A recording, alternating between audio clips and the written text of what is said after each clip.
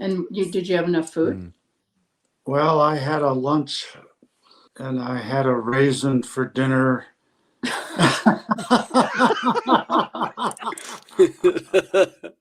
And another raisin for breakfast.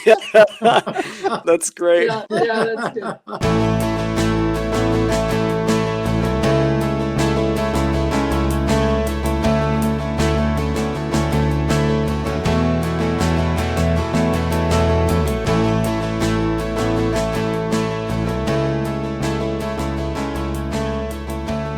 Welcome to the Greens and Blues 14er podcast. This episode, we welcome back Jennifer and Gerry Roach to share their joy and wisdom. Well, Zach, how's it going today for you? Oh, I'm doing all right, Eric. I'm kind of geeked to be introducing this episode, man. A year ago, we got to chat with Jennifer and Gerry Roach. Pinch me again. This is not a routine that I normally engage in, but we reached out to Jennifer and Gerry Roach, and like crazy people, they were willing to talk to us once again in the spring, and could not be more excited to introduce this episode. So that's how I feel. How about you, Eric? How are you? 100% agree. It's something that I didn't think we'd ever get to speak with the Roaches in the first place, let alone get to speak with them again. But yeah, like you said, we wanted to reach out to them. We had a few stories that we wanted to ask of both Jennifer and Gerry, as well as some stories about some of the things that Gerry describes in his book Transcendent Summits. And so we just wanted to kind of elaborate on the experiences he's had and some of the experiences that they've had as a couple, and just thrilled to have them on again. Yeah, just to go to what kind of people they are. A year ago, we interviewed Gerry and Jennifer, and then a few weeks later, I go to my mailbox, and in my mailbox, there's a book mailed to me by Jennifer Roach, Transcendent Summits, and you got one too. I did. And about 6, 7 months later, you and I both found ourselves reading it kind of independently of one another. And we were reading it, and I think I mentioned to you, I was like, hey man, we should like get some more stories out of Gerry. Like, we didn't even scratch the surface. And you were like, yeah, that's a good idea, which is rare. I don't have good ideas very often. It's about once a month. So, Not true. so we reached out, and they were game. So this is partially owing to Jennifer Roach being just such a solid human being and sending us so kindly a couple books that we've really enjoyed reading. Yeah. I know I've said it before. Gerry's a really good writer, and part of the allure for him isn't just that he's a great hiker and climber. It's that he can write, and I've just I kind of fell in love with his books and really enjoyed it. So this is another chance for us to hear some stories. Listener disclaimer, we laugh a lot in this episode. It's because Gerry and Jennifer are just funny, and they're really charming. Really neat to see them in their home. You guys can't see it. We don't have video of it, but in the middle, like Gerry and Jennifer are sitting next to each other, and right behind them, dead in the middle, is a picture of their dog. So it's like this holy trinity of Gerry, Jennifer, and their dog that's climbed 1,000 mountains. So cool little setup. I just can't say enough good things about them. Agreed. It was a lot of fun. With that, we'll get to it. You look great. Yeah. Yeah, you guys look like you haven't. We talked a year ago. It looked like you haven't aged a day. Yeah, so yeah. you guys look good. Believe me, we have. In so many ways. It's been a more challenging year, I think, for Gerry, but I fell down a mountain. he had a little tumble back in December. He was okay, Oh, but he ended up fracturing his base of his index finger, and then it displaced itself, and then now it's just like a parade of doctor's appointments to deal with it. So what but he's mountain were you on when you fell, Gerry? A steep hill. well we were on a peak called Cerro Bonanza, which One is moment I was standing there, the next moment I was rolling down the hill. but he rolled into me. He rolled into me, and I stopped him. So Oh, that's good. we're on a peak called Cerro Bonanza, just outside of Santa Fe. We were visiting. It was right okay. before Christmas, just before Christmas. So he was okay. But the next day I noticed that his hand was kind of bruised and swollen. So we spent a lot of Christmas Eve in an emergency room in Santa Fe, just because it was just, we had to sit and wait and wait and wait to try and deal with that. But it's fine. I mean, it wasn't his head. His head was fine. It was his hand. So Yeah. anyway. Well, you both started from a place of such fitness and health that even if you're going to decline, you're probably healthier than the average 50-year-old at this point. So, You know, we have a friend, Charlie, will be 89 May 9th, and he is still ice climbing at Ouray. whoa. Oh my God. And as you know, we had a really abbreviated season at Ouray. I mean, this year was just, Yeah. you know, the year that wasn't. And he still got a bunch of days in.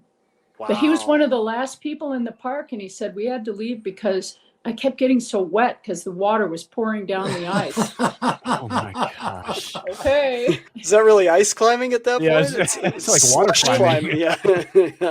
It's like Wow. spelunking, but not. I don't know. Anyway. Wow. So people age at different rates, you know, Yeah.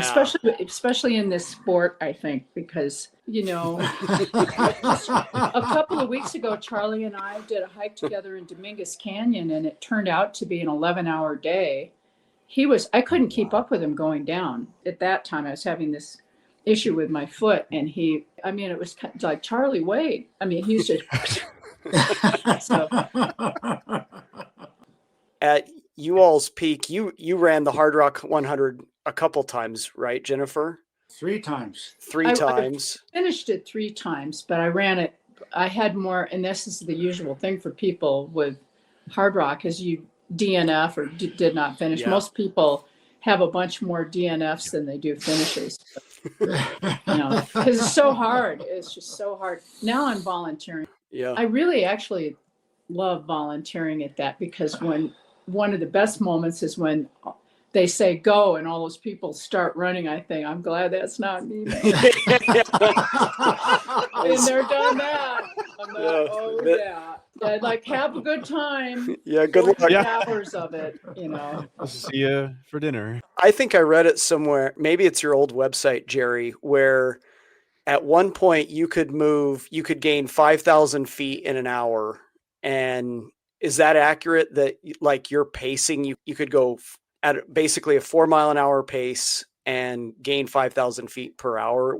Is that what you were clocking when you were kind of really going? Yeah, I think so. Wow. That's amazing. Yeah, that's a lot. I mean, wow. Yeah. You know, the aging mountaineer. A lot of people don't make it to Yeah. a graceful age. Yeah, that's true. Yeah. What is it? There's old mountaineers and there's bold mountaineers, but there's no old no Old. That's right. Hey, we wanted to just have you on today. Just you so graciously, Jennifer, after we talked to you a year ago, you sent us both Transcendent Summits. Oh, And Yeah. at one point this past fall, Eric and I were just chatting, and he's like, "What have you been reading lately?" I was like, "I've been reading Transcendent Summits." And and he's like, "You too?" And we both found ourselves reading it. And I mean, it only covers the first few years of Jerry's climbing, hiking life. Yeah. And Right. the stories in there. We just wanted to talk with you and just have you tell some stories today. And maybe I'd like to start with, there's a story really early on in Transcendent Summits, and it's not a mountain, it's Landscape Arch in Right. Utah. And for someone that loves Utah and canyon country too, that story you told, I'll let you tell it. And I just found it beautiful and transcendent, and I want to hear you talk about it. Well, I did it with Jonathan Huff, one other guy. We approached from the northern fin, and then we rappelled down to the place where we could walk across the arch. It's not a walk all the way across. There's a place where you gotta grab this top and put your feet down on the slab and skinny along. If you let go, you'd fall 100 and something feet. you'd be toast. You'd die. Yeah. So it's not a walk all the way across. Part of it is a walk. How narrow is it? Well, the part where you've got to grab the top is 3 feet on the one side and it's 5 feet on the other side. Oof. Makes So my- you climb the 5 foot spot and you just inch along in your running shoes. They didn't have running shoes in those days. You just had probably your sneakers. We had sneakers. And for quick background, how old are you when you do this? Oh, I don't know. I was a teenager, Yeah. Like maybe 15 or 16. 14 or 15. Did your mom know where you were? My mom didn't know where we were. Somewhere. Yeah. We didn't tell my mom. Yeah. That you went to Utah? What did she think you were just like down the block or something? Or? Well, we went to Utah. We also climbed the other arch. It's hard to find. You got to find it and then you got to climb it. You're doing this with a friend and you go out over the arch. Does he go with you? Yeah, he did it with me. Who led? He led.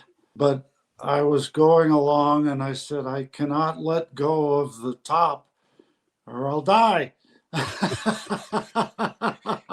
Did you follow the exact route that your friend did, or did you kind of modify it when you went across? Well, I followed him. Okay. Then it's a walk to the end where you hit a big steep place that's the end. And then you had to And go then back, right? We had to come back. Oh. Oh, I thought you only had to cross it. Oh. So I had to do it again. If you didn't like it the first time, you're really not going to like it coming back. Yeah. Pressed up our rappel rope and ran across the fin. It wasn't totally easy. There was some technical spots on it, Mm-hmm. but we did it. And our third buddy was on the bottom watching us. What about, were there any, that's before it was, it's illegal now, but were there, was there Yeah. anybody watching? No, there was nobody watching. I think we made the second traverse of the arch. Were you the last people to do it too, or do you know if anyone Well, has I done don't it know. after That's a good question. you? But it became illegal after a while. It became illegal. I never did it again. Understandable, I guess. Yeah. Once is enough. Yeah. Once was enough. So you talk about it as a transcendent summit. When you were on that arch, what did that mean to you? Well, it was pretty high up in the air. Yeah. If you fail, you're going to die. But I mean, Yeah. do you feel that you reached a point of transcendence in your That was climbing my career? first transcendent summit. So what do you mean when you say that? Well, you're close to God. Yeah. My palms are getting sweaty just listening to him. Also, I mean, that's sandstone. That's not, that, Yeah. and just how strong you had to be already as a climber, Jerry, to do stuff like that. Yeah. Obviously you were kind of on your way, but sandstone's not easy it's not easy or fun to climb on at all. Yeah. And just thinking of you doing that, and it just really struck me like you're not without fear. Like you do have fear, but you're able to just kind of move through it. You've got to suppress the fear Yeah. because fear can kill you. Literally. Yeah. Yep. I just keep thinking about, like if his mom knew. Then the other story. He just went to Utah for. Do you ever think about how, like, thinking about landscape arch, this is the last question I wanted to ask about it, and the fact that you did this and then it became illegal. Do you ever think about the fact that you were kind of like in the golden era of being able to explore places, Right. being able to have access and explore and climb before they got crowded? Or, I mean, yeah. We did Shiprock in 1960. when it was legal, and I did it again in 1969 when it was still legal. In 1970, it became illegal. Wow. It's still illegal today. They'll look for you. You gotta, they'll bust you. They'll just wait for you at the bottom. They know you got to come Yeah. down. Yeah, can't stay up there forever. You're coming down some way. Yeah. Oh, Do you think that was kind of like the golden age of exploration and climbing? Yeah, yeah. 1960, that was my first time. you hadn't even graduated from high school. I was still in high school. Hmm. I graduated in 61.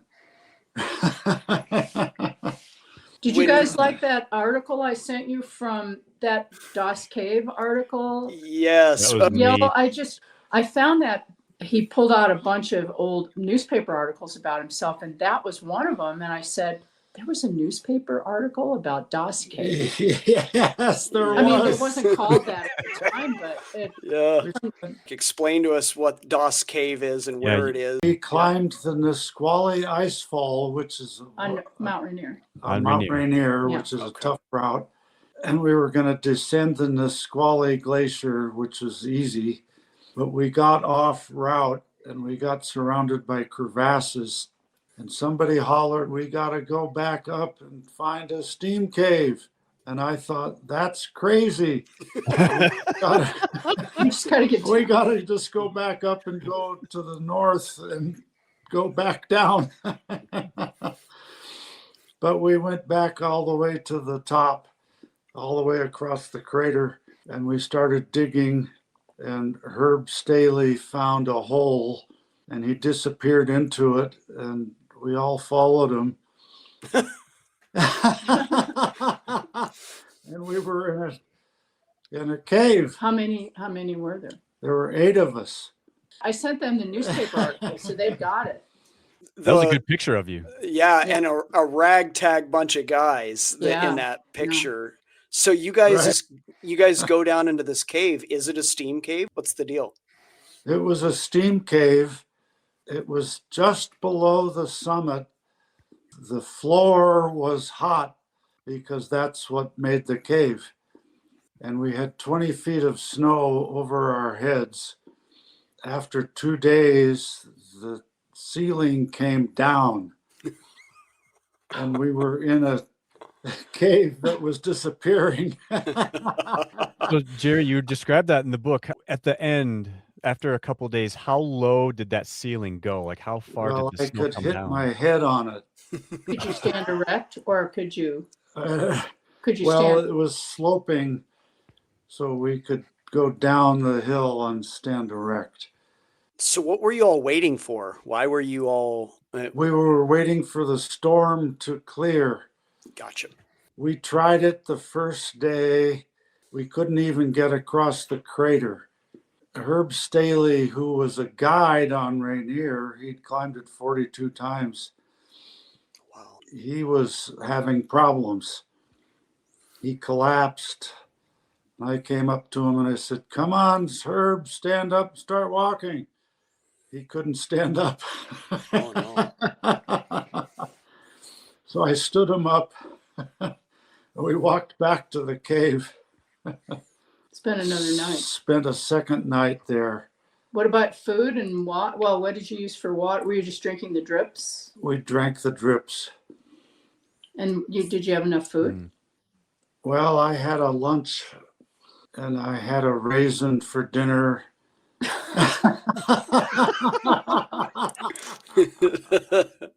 And another raisin for breakfast. Rationed it out. That's great. Yeah, that's good. Oh. We met 2 other climbers up there on the summit. They had come up the Nisqually, a guy and a gal. So she lost her crampons and ice axe into the snow because the second morning we tunneled up the tunnel and we pulled a bunch of snow down and it buried her crampons and ice axe. We looked for it, but we couldn't find it. So I saved her life about 100 times Oh, because she had to go down the mountain without crampons or an ice axe, and Yeah. she constantly fell. But I would stop her. Because you had her on belay. I had her on belay. I was Belay, yeah. behind her. Mhm. I never saw her again. That must have been the woman whose picture was Uh-huh. in the. Mm, mhm. Yeah. So you all made it out under your own power.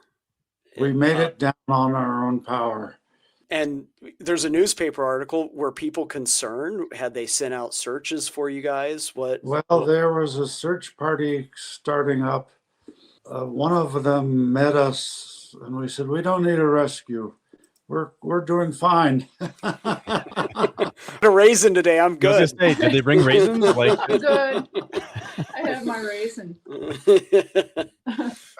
So a week later, I went back and I climbed the Emmons Glacier.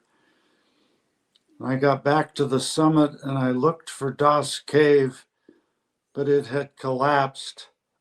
We had been doomed. So you got out just in time. We got out just in time. Both doomed, but also lucky that it was there when you needed it. That's Sounded- right. The crater has lots of steam caves. That come and go. They come and go. Yeah. Again, it sounds like you were a combination of good and lucky. Yeah. There at just the right time. Yeah. So the pumice was too hot on my butt, so I sat on my pack, and that helped. I slept on my pack. Oh gosh. And did your mom know about this? Well, I later. think she heard about it. Yeah. she read the newspaper article. Tell me when it's over. Yeah. She was used to me being a little bit crazy. Chalk it up to crazy. Crazy. I mean, by the time before you're even out of the house and to college, you had done a lot of really tough climbing. You've done the Tetons. You've kind of been all over with your best friend, and you guys have done all kinds of stuff. Did your parents ever step in and were like, gosh, Gerry, you should slow down, or were they just kind of like, you seem to be really good at this. You found your passion in life. Follow it. Well, What was the? You remember from the book that we were walking up Columbine Avenue in front of the Wheeler house Oh, this is in Boulder. Yeah, Yep. in Boulder. in Yep. Boulder. Her mom had bionic ears. His mom. Jeff's mom. Yeah. And a block later, Mr. Wheeler showed up in the Buick. In his And bathrobe. this is like 5 a.m. And he said, "Where are you guys going so early?" "Oh, just for a little hike." Yeah. Well, Yeah. we forgot we had a rope over our shoulder. You had ropes with you. With a rope. Dead giveaway. You're not very good liars, I can tell you that. We were busted. Yeah. My parents said that was the end of my climbing career. But 2 weeks later, they said, "You can start climbing again, but you got to get proper instruction." Well, proper instruction back then was the Rocky Mountain Rescue Group, Mm-hmm. which was a bunch of CU students. We were junior high. Yeah. But we'd been rock climbing. With a clothesline, no less. Yeah. So, Yeah, exactly. Clothesline. Yeah. His mom's clothesline. My mom's Yeah. clothesline. We tested. Laundry or climbing? We I think. tested the rope on the front, Oh, the chimney? the chimney. Oh, the chimney. Oh, okay. And it broke under body weight. The junior high kid? yeah. Must be very badly built. Yeah. It's about a 20-pound test on that. That's good. So we bought an Orlon rope, which is not quite the same as nylon. we saw Mrs. Hollybar, Alice Hollybar. Alice Hollybar. You remember Hollybar mountaineering and the original before North Face came to Denver, Hollybar was the mountaineering store. So Okay. Okay. and they started in Boulder out of their basement, apparently.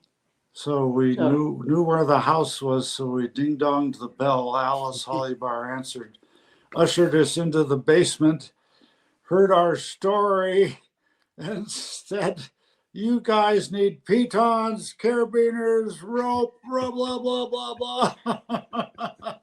And all they had was a paper route. All we had was a paper route. We didn't have money for all of that. Yep. So we bought a couple of pitons and a couple of carabiners, and we promised we would go to the Army store and buy an Orlon rope, which we did, which is better than the cotton rope. And the next day we went climbing on the second Flatiron. Jeff led and he went up and over the edge. I couldn't see him. And he hollered, come on up. And I went up and over the edge and he was belaying the rope around his waist because he'd read the book overnight. Under the covers. There was some old book called How to Belay the Leader or something. Belaying the leader. Belaying the leader. Or belaying the climber, the leader belaying. Yeah. What are you doing? I'm belaying you. And I mean, it's just crazy to read some of this stuff and to hear you talk about it. Like when you're like, what, 15 or 16, you managed to smuggle your way on a trip to go to the Tetons. I started climbing when I was 13. Yeah. What about that Teton trip where you were a cook boy? Yep. And of course, we wanted to climb the Grand Teton. They had this CMC, the Colorado Mountain Club has these annual, what do they call it? The outing. Yeah, I've never actually been on one of those, but it's the outing, and they have you pay a certain amount of money, and then they provide all the food and everything, but they have a cook, but the cook needs a kid to do Wash a lot the of dishes. wash stuff and all that stuff. And so that's how, and Jerry found out it was it's in the Teton. So he went and So we were the helpers. And you had not told them of your plans to climb the mountain. he knew he was going to get a few days off. Get some time off in between to just go scramble up the mountain. Yeah. Just climb one of the Tetons. So we went to the ranger and said we wanted to climb the Grand Teton, but this was early in May. The Grand Teton was buried in snow. Oh, that's when you went out with Jeff's parents, right? And they drove all over the place. And they said, you can't climb it right now, but we'll send you up another peak. So they sent us up another peak, which we made it up. It was a rock climb. Yeah. So we did that. And then we said, can we do the Grand Teton? And they said no again. Those parents, I tell you, they're terrible. Wouldn't take no for an answer, though. Yeah. We asked you guys about a peak that you both loved in Colorado and you wanted to tell a story about. And you guys mentioned Pigeon Peak. Mhm. And so what's so distinctive about Pigeon Peak for you two? We had both climbed it prior to meeting each other. So we tried it together, but in May. No, we tried it it was October. And it's just a tough to get in there. You come up from the Animas River. And we came up that north, I can't remember the name of the came creek. up the big gully. Pigeon Creek, North Pigeon Creek. So you're going steep bushwhack to get in there. But it was too late in the year, and we got around on the final pitch. We got up to the final pitch. It was completely snow covered. And Jerry we hadn't carried in the right equipment. We didn't even have a rope. Well, maybe we had a rope, We but had a rope. he didn't have enough pro, and he said to me, I can't protect this, so it was We great turned tripping. around and went down. So we failed on Pigeon Peak. Like our second, but we had both climbed it. So we came back In the summer. kind of like a couple of summers later, just for grins, and did it. But there was a new route at that point where you could avoid this kind of bad pitch where it's kind of a chimney with a little bit of exposure, a lot of exposure, I think. And there's a way to go past it. And we remember that you traversed we traversed to the right. And you can come up, and anyway. And then we scampered up. And it was such and we made it. Neat. So if I went through the entire list of 13ers, I'd probably say, oh, that was a good one. Yeah, that was a good one too. I'd be spoiled for choice. So, but that's just one that we did together where we kind of rectified that. That route is obviously in the 13ers book that you guys did together. Right. Yeah. Yes, it is. The new route. I think the new route is in there. I think that's what people are doing now. I don't think people go up that chimney anymore. So when you guys were writing that, so many of those peaks that you guys talk about, you have multiple routes. Mm-hmm. Are you going up and down the how are you doing those multiple routes? Because you're not just saying, yeah, there's one on kind of like the old Colorado Mountain Club guidebooks would be like, yeah, you just go up the north side and then you're on top. Like you talk about, you're able to like void of details. Yeah, yours have a lot more details. So you going up and down each route? Yeah, sometimes we would, like he said, we'd go up one route and down another if we could do it. Somebody would come up from another ridge, and I'd ask them, well, how was that ridge? And they'd tell me. Well, that'd be on the 14ers. On the 13ers, if you found someone sitting on top, that would be. It's a rare day right there. Wow, what are you doing here? I mean, once in a while you bump into someone, but I think sometimes a lot of it's word of mouth too. And then by that time, we did have the internet, with all that information. I mean, it was starting to get compiled, and it amazes me that like in Jerry's day and 60s and 70s, it was all word of mouth. You'd call someone up on the phone and that'd be your information. I'll call up so-and-so, because I hear they did it, and then get their take on it. And explain it. It could be, somebody's little handwritten notes that you're going to get or something. Well, I don't know. It is always going to be different conditions. So I think Jerry and I tried to do as many different routes as we could. I mean, some of those were going to be pretty hard, I wasn't always the best climbing partner for that because I'm not that good on rocks. So in a way that makes it better because Jerry's clean slate. Yeah. Yeah. Well, and not to puff him up, but Jerry's legitimately one of the greatest climbers ever. And like I know, right? Not that you haven't heard that before, but Jennifer's like superhuman, but still human. And still human. and so like she can she's more relatable. Like I don't know if a regular I don't know if I'd call that. Do you guys ever have that argument? Like Jerry, that's more like a class 3, I think. Of course, there's all that whole thing about Colorado class 3 and California class 3. That either one. I figured at the end, either one, I'm probably going to want either a rope or a spot or something. Yeah. But, Jerry and I had a few, instances where I'm stuck between a rock and a hard place. And I'd have to push her butt.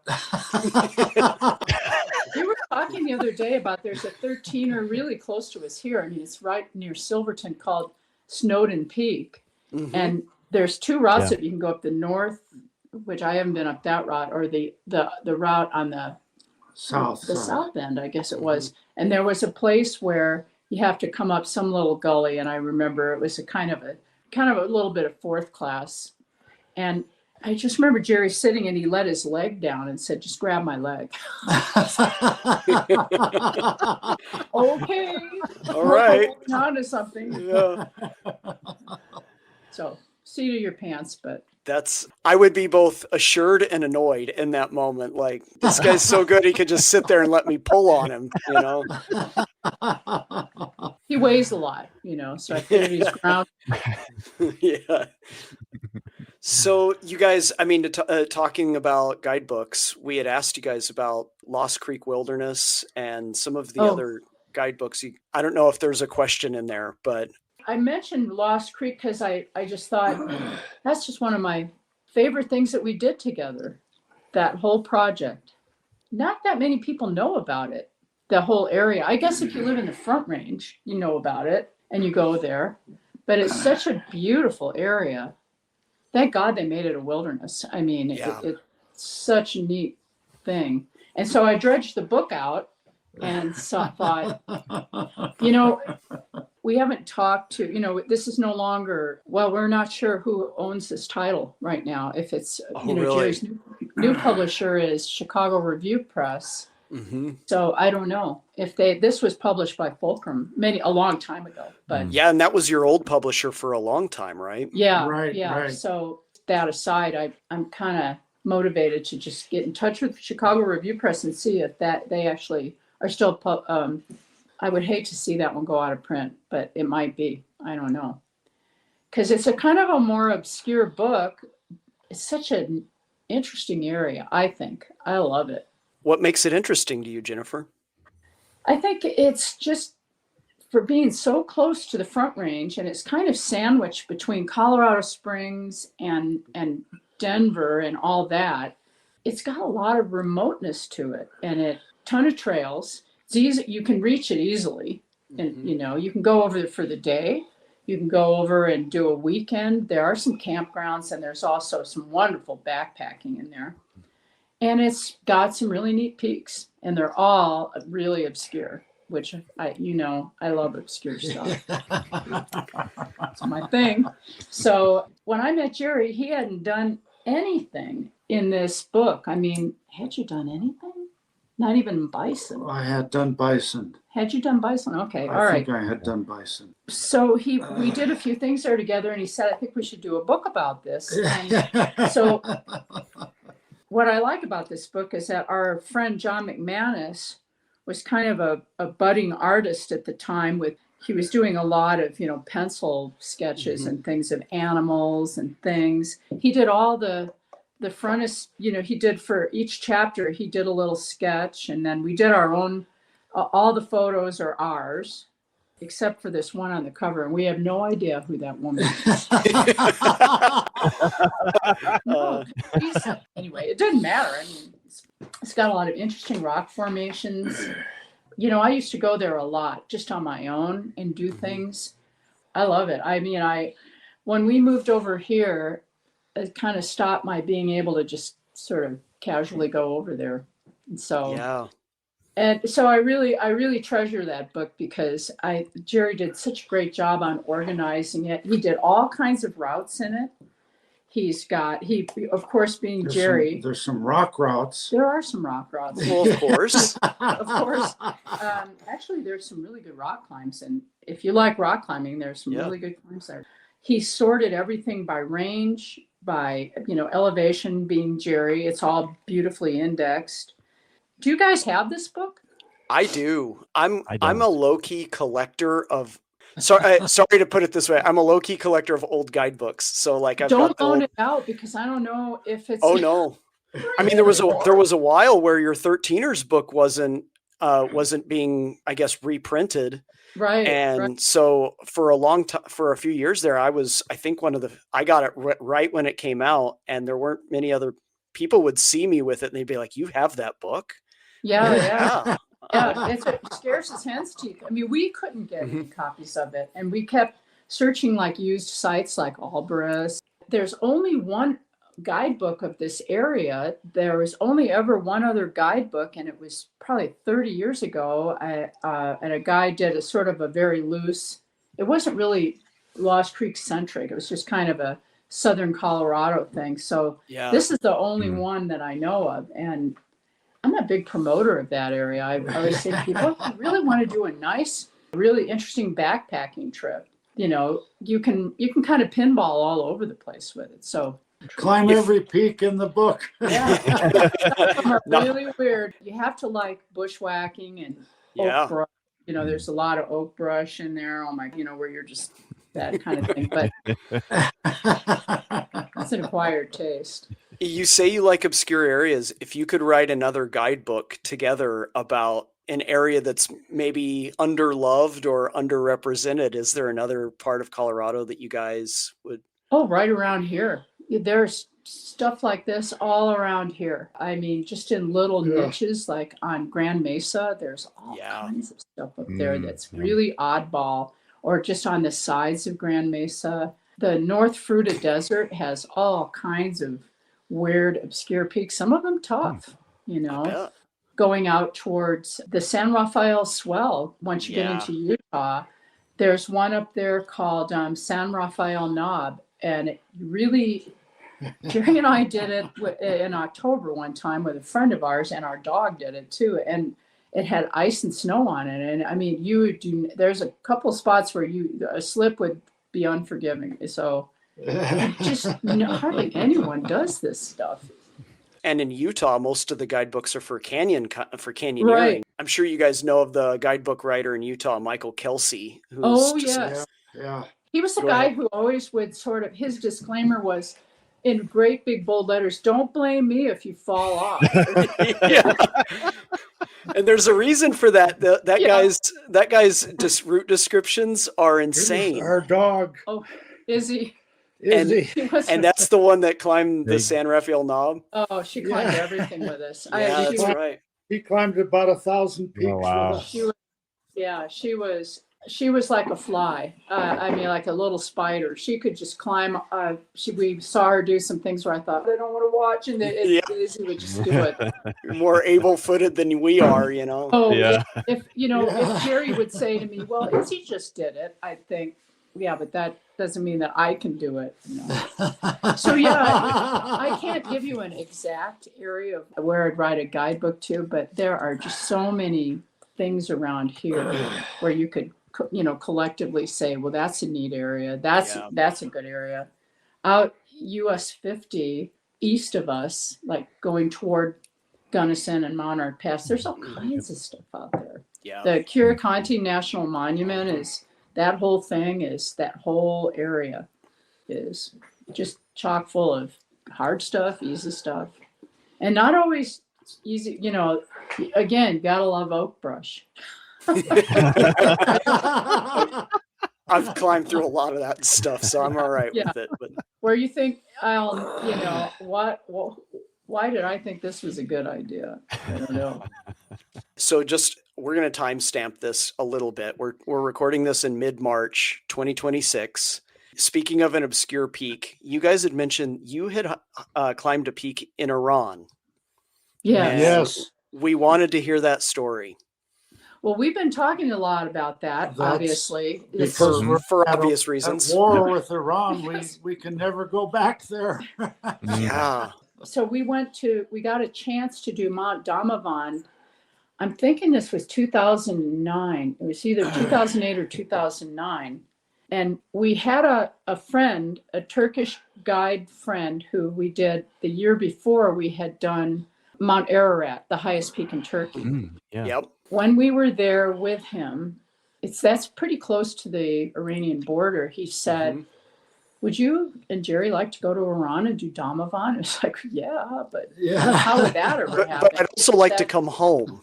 Maybe later. He said, I can get us in there, because I'm Turkish. And he said, I can get you in. So we kept talking with him for a year about this. And then pretty soon a few other people that we knew kind of joined up on this. And he set up our permits and stuff. And so we got a chance. We had an Iranian guide who spoke, and his wife, who both spoke excellent English. Oh, wow. And it was a really short trip. It was about 10 days. 10 days. And that included time in Tehran on both ends and travel there. I mean, that's a long, we had to fly to Frankfurt first, I think. And then, you're on the other side of the planet at that point. Yeah, you are. I mean, it's really, and when we flew over the border, they announced that we were flying over the border, and some of the women put their shawls on. well, it's you have to wear a headscarf. Yeah. Some of So, them, but not all the women did. so you had to, they didn't Yeah. like, it was high summer there. It was late July. It was so hot. I've never been so warm. You had to cover your arms and you had to wear a headscarf when we were out in public. Yeah. But it was actually, once we were on the mountain, everybody became as one. And there were Germans there. There were other nationalities. It's a very multinational. I don't know what it's going to be like now, but at the time, It's oh, probably the Iranian impossible. army was there. They were training, and everybody was so welcoming and friendly. They would say to us, "Are you German? Are you Swedish?" Because we're tall, and so Yeah. and then we had good weather, and it's not a difficult peak. I mean, the altitude is difficult. It goes up to 18.6, 18.6. something like Yeah. that. I don't. I can't Something. Mm. So, and then we had time to wander around Tehran a little bit, and they let us out on our own. I mean, they said, "Yeah." Well, I thought we'd have to be with someone, Like a but, minder or something, but you didn't yeah, have like to anyone. make sure you're not stealing secrets or something. I don't know, but anyway, we did all kinds of things on our own there, and How did you find the Iranian people when you were wandering around? Well, on the peak, they were really nice. yeah. They all heard that there were Americans on the peak, They wanted to talk to you. and they all found us and talked to us. They wanted to practice, and a lot of them speak English, so they wanted to practice.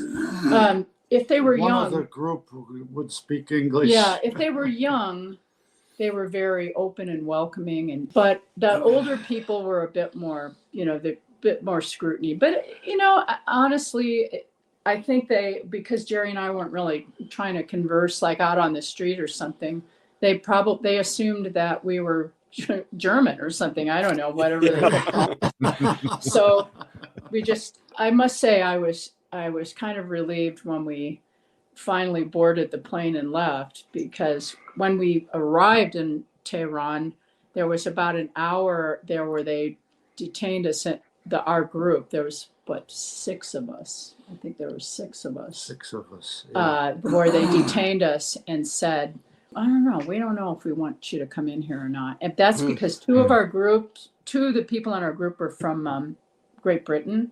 And at the time, there was something. Remember those people that wandered over from Iran? Yeah. And they were British. Yeah. Were they journalists or something? I don't know. Something happened, and everybody. And they had been detained, and it kind of fell back on us, and we thought this might be they might just turn us around and send us right back again, on our own dime. So, but fortunately, that didn't happen, and so that was kind of the trip of a lifetime, because we kind of knew when we were leaving there, this probably will never happen again. Yeah. We got to the summit. There's a big crater up there. We looked across the crater, and there were some rocks on the other side. Bob Packard had a hand level. That's right. And we had a hand level, and for 5 minutes we hand leveled the other rocks on the other side, and we said, "It's too close to call." So we went over there. So we went over there. We walked around the crater rim. I guess we can say we were really there. Yeah, you were very, very thorough in getting the summit there. Very much getting the summit. Yeah. Yeah. I went up to the rock. There was a loose rock on the top, and I thought I could push that over, make it lower. It's not nice to mess with Mother Nature. Especially in Iran. Especially in Iran. Wouldn't be good for international relations if you did that. Yeah. So we don't know legendary climber detained in Tehran. which rock is higher, but it's the highest peak in the Middle East. It is actually, yeah. So, I mean, that was kind of a goal attained, because Jerry and I had always kind of mused on, wouldn't it be cool to do Damavand, but that will never happen, Tehran is a really modern city. I mean, we didn't see a lot. We went, I guess we did go, remember we went on a tour and saw something where you weren't supposed to, it was like an old, it's like a big mansion, but it was like a state building, and lots of meetings.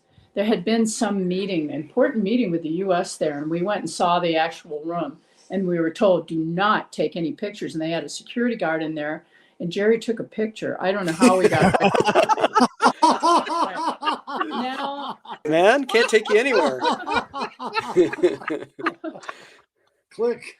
He saw himself in a mirror and he held the camera like down here by his waist. And when the guard turned his head, he went click like that. It was just Oh my gosh. got away with that one. That's yeah. It's amazing to think about like that moment that you had on the mountain with all these different nationalities getting together in Yeah. this contested part of the world, and how we can all come together like that around mountains and beauty and stuff, and then it all just falls apart everywhere Yeah. else. Yeah. It was such a unifying experience there. I know that you guys in the last few years have supported people that are doing like fastest known time efforts. So like the Hamiltons doing the fastest time through the 14ers and doing it like 11 days. Right. Or That was Andrew Hamilton. It's Is that- under Andrew 10 Hamilton. Mhm. It's under Andrew 10 and days. Andrea. And Yeah, Andrea, yeah. then they did it as a couple too. And Yep.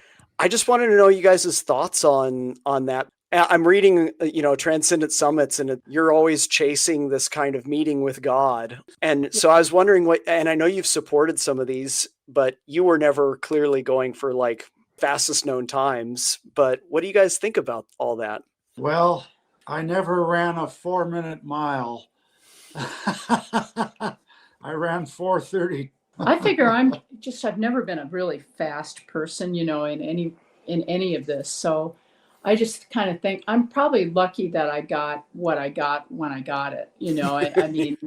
I mean, now I just look at what can I do, with what I have left, with any skills or abilities. So, I mean, I'm not against it, or I think it's really interesting. Whenever I see something about that, I think, oh, that's really neat that anybody can go that fast. Well, I'm 82. I climbed Everest when I was 39. When I was 20, I thought when I turned 30, my life was over. I climbed Everest when I was 39. I think about it today. Could I do it today? No.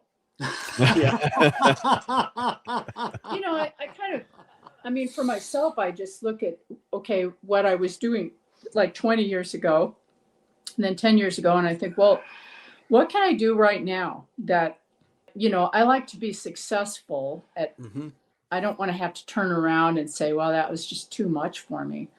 And I think right now I can always find the sweet spot where it's like, okay, this is the right activity for me today. This hasn't been a very tough winter over here. We haven't had much snow. No. Yeah. And I think I've used my snowshoes maybe 3 times. Usually it's all winter, right? So I don't know. I just try and pick out what I think I can do. I do a trip with friends to Arizona every April, and all of us have some kind of issue going on. Oh, my back, my foot, my knee. I don't know how much I can do. So kind of tailor it for success. I think that's the secret to it, is pick out things that you can be successful at and enjoy, and don't do anything too crazy. Yeah. Just a weird question. Have you guys accomplished more after the age of 40 than you did before the age of 40? Well, that's a good question. I think I did most of my tough stuff before I was 40. I did mine after 40, because I think it took until I was 40 to build up the skill levels and the endurance levels. I don't think I started, like all the ultra running stuff was right. Wow. I might have been, just a little over 40 when I started doing it. I just think about Jerry. When did you did all the 16 highest peaks in North America after you were 40, didn't you? You did. The 13 highest peaks. 13 highest, yeah. Yeah, I've got a book about that. It's called Northern Heights. It tells every story about every peak. Okay. I have not read that. I need to do that. Yeah, I'll send you a copy. All right. I don't know. It took me a while to really build up a lot of confidence to be able to do, when I first came to Colorado, I wouldn't have done anything on my own, or some of the harder stuff, even with other people. So it took, I would say, for me, after 40, I was doing a little better Doesn't last very long because by the I'm going to be next on this coming Monday I'm turning 73. So Okay. Oh, happy birthday. thank you. Yeah. She's 9.5 years younger than me. And I'm sure she reminds you of that occasionally. But Not occasionally. Constantly. yeah, Eric turns 50 this summer, and Ah. I haven't really been taunting him with this, but I think You might be though. You're going to start. Yeah. yeah, we need to start getting some stuff done here, Eric, Yeah, oh, before yeah. before we start fading off. For sure. And how old are you? I'm 47. 47. Okay. Yeah. Oh, ought to be 47 again, knowing what I know now. Yeah. What I wouldn't do. I mean, it's like, Yeah. I would like to be 47 again. I feel pretty good. Let's maybe end it with this, Jerry and Jennifer. If you could be 40, knowing what you do know now, what advice would you give to your 47-year-old or 45-year-old self? I'd climb 5'10". I would say Do it while you can. Yeah. do everything. Do it right now. Don't wait. I mean, do it. Don't wait because you never know what's coming down the pike. So just do it and then learn from it. And if you don't do it right, then go back and do it again. And then I write like a book that. about it. Yeah. Or put it on a list. Put it on your favorite list. Yeah. Love That it. sounds good. Thank you. Our favorite list is the Desert Peaks section Oh, yeah. list of Oh, 100 yeah. peaks. That's I It's asked him. 100 desert peaks. Well, we'll talk about that in the third interview. Yeah. Actually, always- Charlie Winger has done that list too, so that's why I need to get you Oh, okay. aligned with Charlie and Diane. Seriously, 89-year-old Charlie Winger, the dang. If you hurry, you can catch him while he's still 88, but that's not going to happen. The guy's amazing. I don't know, he's one of those guys that Mother Nature did everything right for him, and he's just, nothing's gone wrong with him at age 88 and a half. How does that happen? Some people are Can you just. read my t-shirt? Oh, okay. So I bought him this t-shirt. If a man speaks in the desert and there is no woman there to hear him, is he still wrong? Yes. The Yes. answer is yes. Duh. I It's a would say, permanent duh. state of being. That's. Thanks, you guys, for including us in this again. This was very nice. Oh, you guys are amazing. Thanks so much. You're wonderful. Yeah, for we your love this. stories, your wisdom, your laughter. This is great. You have to remain goofy through life. You really do. That's love part it. of staying young, I think. Yeah. I mean, sometimes you just don't know, you just have to sometimes like sort of joke about it. Cause I mean, if you thought really too hard about things, it's just too serious. So Yeah. Yep. You know it. Yep, for sure. Well, you guys take care. Maybe we'll get to talk to you again in a little while. And all right. yeah, don't go breaking any more fingers, Jerry. Yeah. Oh yeah. Don't break any more fingers. I know. Don't break any Yeah. thumbs. Or anything. Don't fall down. He is not allowed to break anything more. This has been so much fun, Jennifer and Jerry. Thank you so much for spending time with us and sharing more of your stories and more of your wisdom. This has been a blast. Good. Oh, this has been great. You guys are wonderful. Well, Zach, what are your thoughts on our second chat with Jennifer and Gerry Roach? Man, too much fun. I really enjoyed hearing their stories. I really didn't know much about the Doss Cave incident. Jennifer had sent us newspaper clippings, and if anyone wants to try to find those online, I don't even know if you can find them. What she sent us looked like it was pictures of old newspaper clippings from 1963 or whatever. Literally. Yep. What a ragtag bunch of people that is featured in those pictures. So I thought that was such a cool story. I absolutely adore the landscape arch story. It really does strike me. I kind of said it. I really feel like Jerry probably lived in the golden age of adventure and climbing where you still had access but it wasn't crowded yet. Yeah. And where things that you can't, like he did Shiprock and he did Yes. landscape. He did all these places before, and now you can't do them You anymore. can't do them anymore. Yep. And it's not because of him. He didn't ruin it No. for the rest of us or anything. I feel like, there's a reason that people like him are legendary. It's because he's great, but it's also there's a little bit of luck involved in the time and era that you get to hike and climb in. Mm. I Yep. don't know. What are your thoughts, Eric? Yeah, completely agree. It's a blast talking with both of them, and they're both legends, and just they got stories upon stories upon stories. I loved when Jennifer was talking about Lost Creek Wilderness and Mm, the book that they've written about Lost Creek. Having been there several times, I was like grinning from ear to ear hearing her talk about, just how accessible it is and how many different trails, how many different mountains you can hike. And I haven't even read their book. Like that's, shame on me for not even having gone through it, but it was just fun to hear them talk about it. And I have to say, so after we spoke with them the first time and before we spoke with them the second time, my communications with Jennifer have to make me laugh a little bit. And Jennifer, if you're listening to this, I got to call you out on this a little bit. She kind of was a little self-deprecating, like, "Hey, it's really nice that you guys want to talk to, a couple of old people like us." And I just think, okay, this is this is Jennifer Roach, everything that she's accomplished individually. This is Gerry Roach, everything he's accomplished individually, and then the two of you put together, of course we want to talk with you. Like we'd want to talk with you like every week if we could. We'd be stealing your time, but like it's yeah. just Can you adopt us? Like, can I just can live in I your house every can I summer? move to Montrose? Like Yeah. this is a treat for us to talk with you guys. So yes, I've both times lots of fun, lots of laughter, lots of great stories, lots of wisdom too, Yeah. obviously from two people that have accomplished so much. So I really like how we ended it with their wisdom of, just get out there and do it. yeah, I- this is obviously, they're still hiking and climbing, what Jerry calls bumps, what most of us call mountains. Like they're still doing 13ers, they're still getting out and doing things. It's just they're bumps for Jerry because they're not what he was doing. But for us, that's still hard stuff.